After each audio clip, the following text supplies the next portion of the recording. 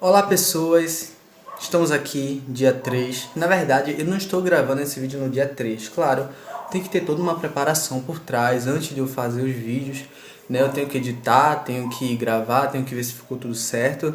Então eu não posso gravar no dia porque pode ser que eu não consiga enviar no mesmo dia, que eu erre alguma coisa e tenha que regravar o vídeo outra vez. Então hoje a gente vai falar sobre os sacarídeos. Cara, os sacarídeos, perfeito, né? Porque é um dos 4 principais compostos orgânicos, né, mais importantes para a vida, tanto que um dos sacarídeos, que a gente chama de glicose, é o resultado do processo bioquímico mais importante da Terra, que é a fotossíntese. Então, puxa a vinheta, né? E não puxa a vinheta. Traz a vinheta aí, Léa, e vamos começar o vídeo.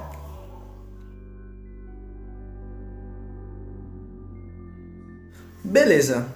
Antes da gente falar sobre a classificação dos sacarídeos, né? Primeiro a gente tem que falar sobre algumas características químicas dos caras, né? Eu postei várias publicações para vocês sobre como a gente classifica ou como a gente diferencia os sacarídeos. Mas antes disso a gente vai trazer algumas informações para vocês quanto aos nomes, né? A gente tem vários nomes, tem sacarídeos, tem glicídios, tem carboidratos, tem açúcares. Então a gente tem vários nomes para dizer uma coisa só. E o que é essa coisa só? A gente vai trazer algumas características que vão definir o que é um sacarídeo, um açúcar, um glicídio, tá? Então, a primeira coisa são as funções dele, né? E nos seres vivos, a principal função, não que seja só a única, mas a principal função dos sacarídeos ou dos carboidratos é a função energética. Então no nosso corpo a gente tem os 4 principais compostos orgânicos. A gente tem tanto os sacarídeos, quanto os lipídios, quanto as proteínas, quanto os ácidos nucleicos. E dos 3, que são os sacarídeos, lipídios e proteínas, os sacarídeos são os primeiros a serem utilizados como uma fonte de energia inicial. É eles que vai dar aquele pico lá, entendeu? O nosso corpo vai extrair energia primeiro deles, porque é fácil extrair energia deles, tá? Mas quando a gente fala da reserva de energia, a gente prioriza outros compostos e a gente vai falar disso lá pra frente. Outra característica é estrutural. A gente tem alguns sacarídeos que têm funções estruturais, que é lá para os polissacarídeos, tá? E é outra característica também, porque se eu tenho polissacarídeos, eu tenho também outras formas estruturais dos sacarídeos, né? Que são os oligosacarídeos e os monossacarídeos. Então a primeira coisa que você tem que entender é que os sacarídeos podem haver polímeros de monossacarídeos. O que acontece? A gente pode pegar vários vagãozinhos que são vários sacarídeos, monossacarídeos, e juntando eles e formar um polissacarídeo, né? Repetições de uma unidade que são iguais. Então os sacarídeos podem ser polímeros, tá? A função estrutural, a gente tem sacarídeos que entram nessa ideia de função estrutural, que está lá dentro dos polissacarídeos. A gente vai falar deles mais tarde em outros vídeos. Recepção celular, a gente tem eles funcionando como coenzimas. Uma coenzima ou um cofator é um composto orgânico ou inorgânico que vai se ligar a uma enzima proteica e vai ajudar ela a realizar suas funções, tá? Na membrana citoplasmática das células, a gente tem proteínas integrais e periféricas, e elas são as permeases, né? São enzimas que catalisam algumas reações, e elas podem ser proteínas conjugadas, compostas, né? Que tem outros compostos ligados a ela. E um desses compostos pode ser os sacarídeos, né? Formando a glicoproteínas, né? E esses sacarídeos que estão ligados, né? Como uma coenzima ligada nessas enzimas, né? Eles vão ajudar na percepção celular, tá? Então a gente tem lá as células de defesa do nosso corpo, elas têm esses glicídios, sacarídeos para reconhecer os outros, a reconhecer algum agente invasor. E reserva de energia. Interessante você entender que há uma diferença entre fonte e reserva. Por quê? Porque tá ligado uma coisa a outra. Você tem eles como fonte de energia, mas você pode não necessariamente ter ele como reserva. Tipo, as proteínas. A gente tem as proteínas que têm função de nos fornecer energia, mas não necessariamente o nosso corpo vai reservar proteína para nos trazer energia. O corpo vai usar lipídios e carboidratos, né? Que nesse caso tem carboidratos com função de reserva, tá? E de reserva, né? Armazenamento e tanto como fonte também de energia, tá? Outra coisa também é que os sacarídeos, eles são formados primordialmente, né? Porque tem casos que não vão ser só com essa configuração, mas eles vão ter carbono, hidrogênio e oxigênio. São esses três principais átomos que vão compor os sacarídeos, tá bom? E é interessante que, se você dá uma olhadinha lá nas publicações que eu mostrei para vocês, as únicas funções orgânicas que a gente vai ter no sacarídeo é um álcool, que é o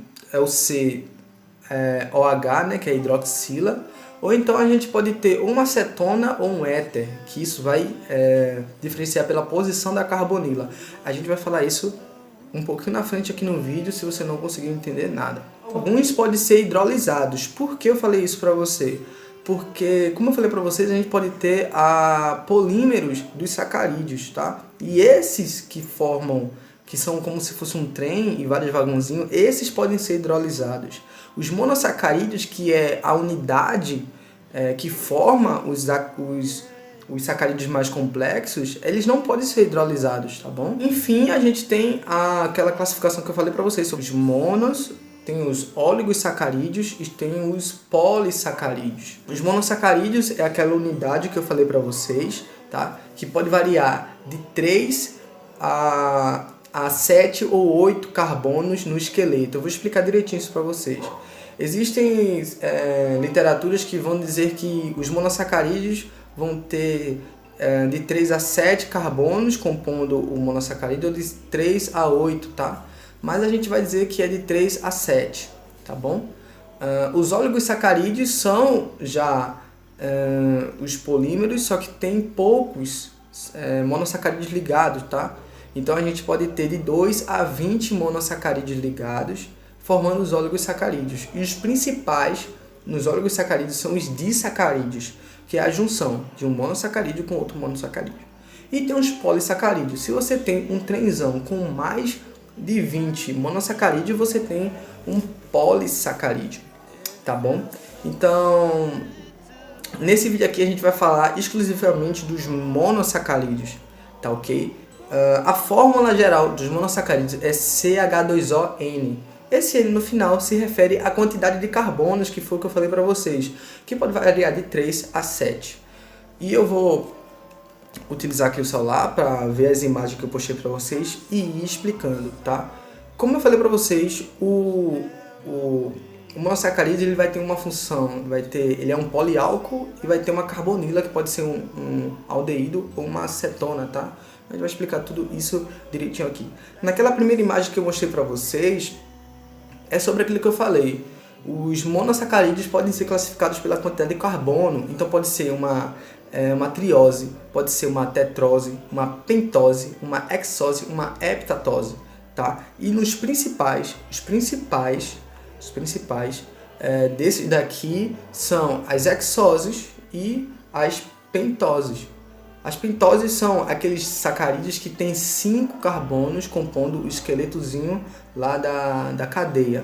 E a gente tem as hexoses, que são sacarídeos que têm 6 carbonos compondo a cadeia lá, beleza?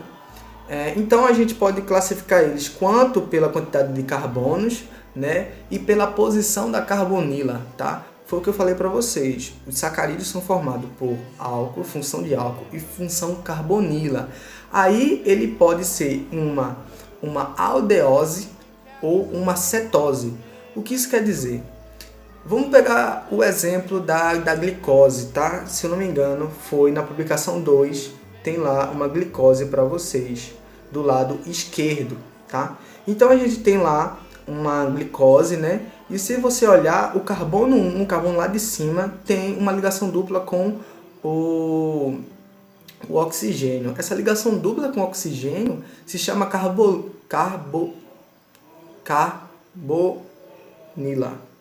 É isso mesmo, carbonila. Se essa carbonila tiver na ponta da cadeia, é um aldeído. Então a glicose, ela é uma aldeose. No caso da frutose, né, que está do lado direito,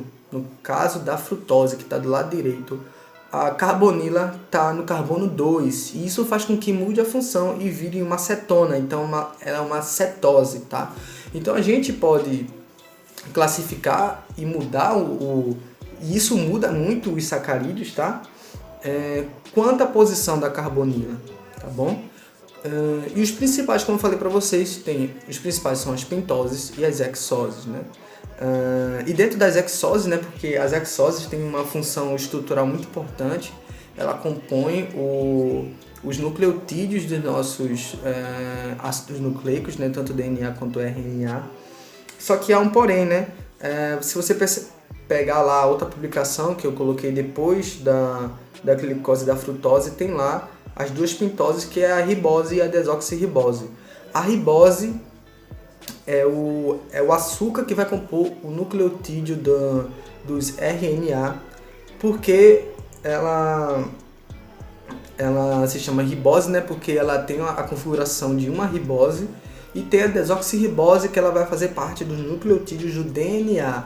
E a diferença entre elas, tem o nomezinho desoxirribose, o carbono 2 da cadeia cíclica dessa pentose, que é uma ribose, vai ter um oxigênio a menos, né, nos átomos que estão ligados ao carbono 2. Tá? Então a ribose tem uma hidroxila, e essa hidroxila na desoxirribose perde esse oxigênio. Tá? Então esse daí é um dos principais carboidratos. Tá? Então, outra coisa também que a gente pode diferenciar os sacarídeos é quanto à isomeria do carbono quiral, que é o mais distante da carbonila. Por que a isomeria do carbono quiral mais distante da carbonila? Porque é esse que vai se ligar com a carbonila para deixar a cadeia na forma cíclica. E eu vou explicar isso para vocês depois, tá? Então, na outra publicação que eu coloquei para vocês, a gente tem a glucose, né? Então a gente tem a D-glucose e a L-glucose. E qual é a diferença? A diferença é a posição da hidroxila. Se vocês perceberem, o carbono quiral, para vocês entenderem, é o carbono que ele tem todos os ligantes, ele é um carbono saturado, tá? E na configuração sp3, e ele vai ter todas as ligações com compostos diferentes. Então, os únicos carbonos que não são quirais, nesse caso aqui, é o carbono 1 lá em cima, e o carbono, deixa eu ver, 1, 2, 3, 4, 5, 6, e o carbono 6, tá? Então, o que acontece? A carbonila, né, o carbono quiral mais distante da carbonila é o carbono 5, tá? Então, se você vê, a D-glucose tem a hidroxila do lado direito, tá? Do lado direito, e a L-glucose tem a hidroxila no lado esquerdo. Então isso vai diferenciar também o composto orgânico, tá? Então, outra classificação também é que ela pode estar na forma cíclica no meio aquoso. Então a gente tem aqui a outra imagem mostrando para vocês a ciclização da glicose, tá? E isso tem muito a ver também com a carbonila, tá?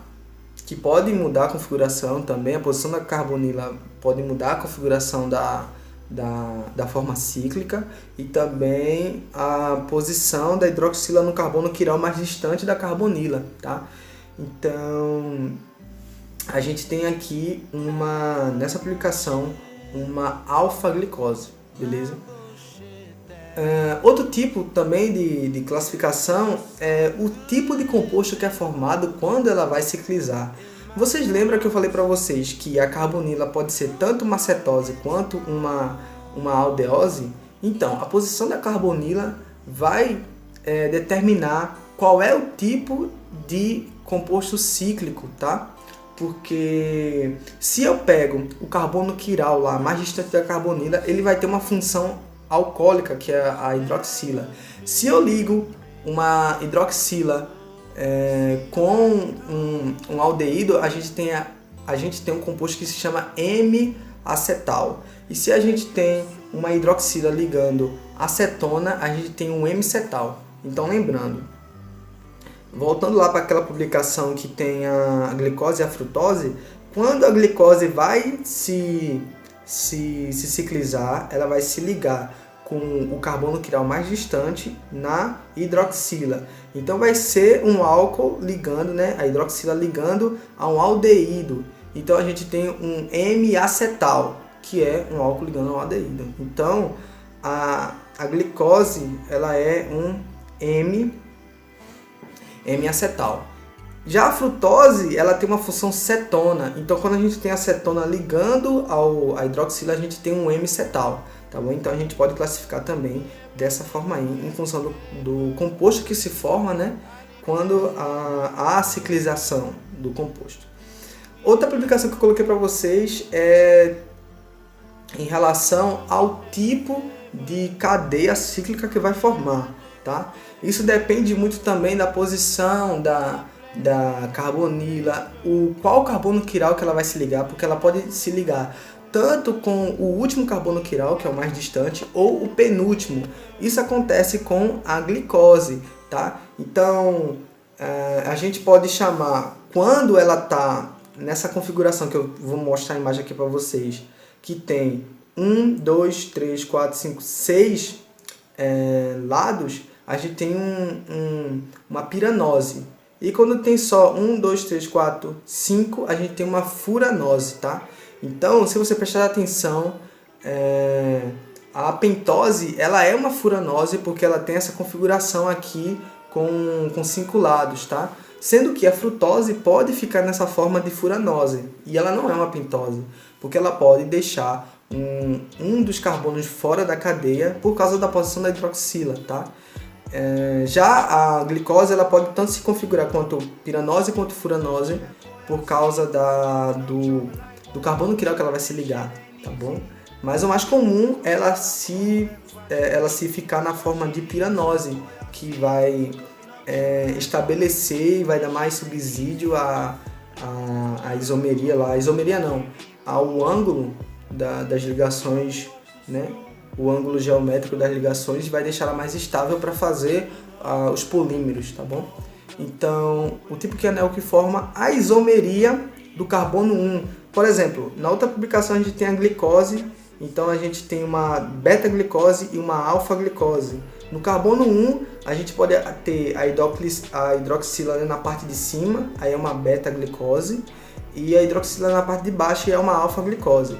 Isso daí tem a ver com a isomeria que acontece com o plano, tá? Com o carbono 2. Porque se você ver, a beta-glicose está na forma trans e a alfa-glicose está na forma cis. Os dois estão posicionados no mesmo plano, as duas hidroxilas.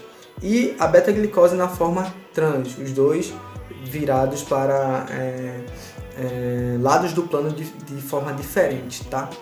Então a gente chega no finalzinho aqui com esses nomes totalmente complicados, né? Que a gente tem a alfa-D-glicopiranose, ou beta-D-glicopiranose, ou LD ou L-alfa, ou BL, ou beta-L-glicopiranose, ou frutofuranose, tá? Esses nomes vão se referir a todas essas classificações que eu falei para vocês aqui. Então, se a glicose tem a posição da hidroxila do carbono quiral mais distante da carbonila, na direita a gente tem uma D-glicose. Se a hidroxila do carbono 1 está em cima, a gente tem uma beta-glicose. E se ela está na forma de piranose ou de furanose, aí vai ter esse nome: alfa-D ou alfa-L, ou beta-D ou beta-L, glicopiranose ou glicofuranose também, entendeu? Então a gente tem várias dessas classificações. Então, dentro dos sacarídeos, dos monossacarídeos, a gente tem alguns principais que a gente vai trabalhar, que é a glicose, que eu falei para vocês, a frutose e a galactose. Lembrando que a glicose ela é o subproduto da fotossíntese, né? O processo biogeoquímico mais importante da vida. Esqueci de mencionar alguma coisa sobre os monossacarídeos, posso falar em outro vídeo para vocês. Mas os monossacarídeos não é tão complicado quanto eu mostrei aqui para vocês. Essas são coisas que eu pesquisei por fora, tá? Para trazer alguma coisa melhor. Mas o que eu falei para vocês sobre eles serem polímeros, as funções dele, estrutural, percepção da célula, coenzima, reserva, fonte de energia primária, tá? Isso tudo aí é o que você precisa entender, tá? E é isso, um abraço, amo vocês.